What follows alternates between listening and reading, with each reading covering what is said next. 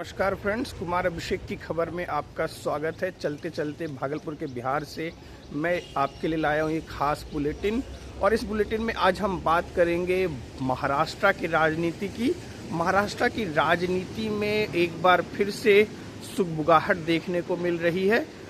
एक कार्यक्रम के दौरान, एक निजी टीवी चैनल के कार्यक्रम के दौरान जो है राज ठाकरे ने कई सवाल दागे हैं केंद्र सरकार पर और केंद्र सरकार के जो लोग हैं उन पर। और उन्होंने ये भी कहा है कि बीजेपी चाहती है कि जो महाराष्ट्र में ठाकरे और पवार ब्रांड खत्म हो जाए, लेकिन बीजेपी अपने इस मकसद में कामयाब नहीं होगी। तो वहीं दूसरी तरफ उन्होंने देवेंद्र फडणवीस के एक फ़ोटो का जिक्र करते हुए कहा कि उन्होंने हाल ही में एक फ़ोटो देखी जिसमें देवेंद्र फडणवीस, छगन भुजबल, अशोक चौहान, कई सारे ऐसे नेता जिन पर कि भ्रष्टाचार के गंभीर आरोप लगे थे और बीजेपी ने ही उनके खिलाफ अभियान चलाया था भ्रष्टाचार के खिलाफ। आज बीजेपी के मुख्यमंत्री देवेंद्र फडणवीस, वरिष्ठ नेता, उनके साथ एक फ्रेम में नज़र आ रहे हैं।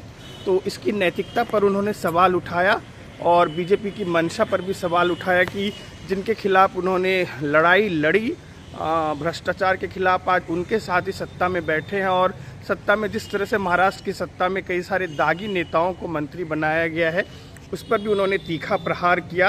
और उन्होंने सबसे गंभीर बात की, उन्होंने कहा कि जब भाषाई आधार पर पाकिस्तान से बांग्लादेश अलग हो सकता है, जो मुस्लिम थे, जो बांग्ला बोलने वाले मुस्लिम थे, उन्होंने अलग देश की मांग की और 1971 में भाषाई आधार पर बांग्लादेश का निर्माण हुआ।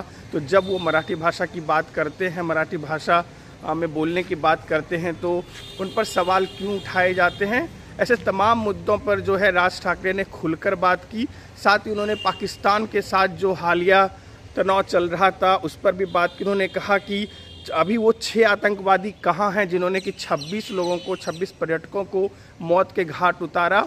26 पर्यटकों की मौत के घाट उतारने वाले 6 आतंकवादी अभी भी जिंदा हैं। तो इस पर सरकार की मंशा पर भी सवाल उठाए और उन्होंने कहा कि जो कार्रवाई भारत ने की वो उचित कार्रवाई है, हम इसे युद्ध नहीं कह सकते। उन्होंने ये भी साफ तौर पर कहा कि अगर आपको युद्ध का नज़ारा देखना है तो गाजा पट्टी में जाइए कि युद्ध कितनी तबाही लाता है। और जो वही उनका सवाल यही था कि वो 6 आतंकवादी कहाँ छुपे बैठे हैं और सरकार क्यों नहीं उनको ख़त्म कर पाई या उनके बारे में कोई इन्फॉर्मेशन निकाल पाई, जिन्होंने कि 26 हिंदू पर्यटकों की हत्या की थी पहलगाम में 22 अप्रैल को। तो कई सारे सवाल उठे। साथ में उन्होंने ये भी स्पष्ट किया कि जो हालिया उनके एक पॉडकास्ट के दौरान एक लाइन को चलाया जा रहा है कि वो और उद्धव ठाकरे जो हैं एक साथ आ सकते हैं। इस पर भी जब उनसे सवाल हुआ तो उनका कहना था कि पूरे इंटरव्यू में मेरी सिर्फ एक लाइन को उठाया गया, मैंने बहुत सारी बातें की थी। और उन्होंने कहा कि उद्धव से उनकी कोई व्यक्तिगत दुश्मनी नहीं है और अगर महाराष्ट्र के हित की बात होगी तो वो ज़रूर साथ आएंगे। और दूसरी तरफ उन्होंने उद्योगपतियों के साथ जो प्रधानमंत्री के रिश्ते हैं, ख़ास तौर पे उन्होंने जो सवाल उनसे किया गया, अदानी और अंबानी के साथ कंफर्टेबल रहते प्रधानमंत्री तो टाटा के साथ क्यों नहीं। तो इस पर भी उन्होंने खुलकर बात की। महाराष्ट्र की राजनीति पर उन्होंने खुलकर बात की।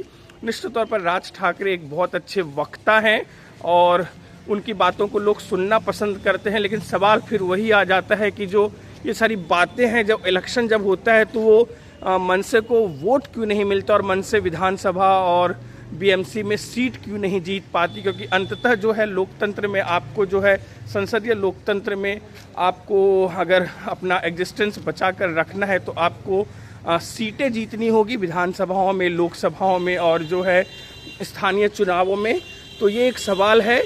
तो राज ठाकरे का जो ये बयान है वो महाराष्ट्र की राजनीति के संदर्भ में और ख़ास तौर पर जो भ्रष्ट लोगों को सरकार में शामिल करने की बात हो रही है। छगन भुजबल को आपको पता है कि पिछले दिनों मंत्री पद की शपथ दिलाई गई। छगन भुजबल पर भी कई गंभीर आरोप लगे थे और गंभीर आरोप लगाने वाली पार्टी का नाम भारतीय जनता पार्टी ही था। तो निश्चित तौर पर भारतीय जनता पार्टी को इस बात का जवाब देना होगा कि जिनके खिलाफ उसने भ्रष्टाचार की लड़ाई लड़ी। और जो हम अजित पवार की बात करते हैं, चक्की पीसिंग प्रधानमंत्री का वो बयान भी याद आता है। 70,000 करोड़ की सिंचाई घोटाले में खुलकर अजित पवार का नाम लिया करते थे प्रधानमंत्री मोदी और नरेंद्र मोदी और बीजेपी के दूसरे नेता इवन देवेंद्र फडणवीस भी।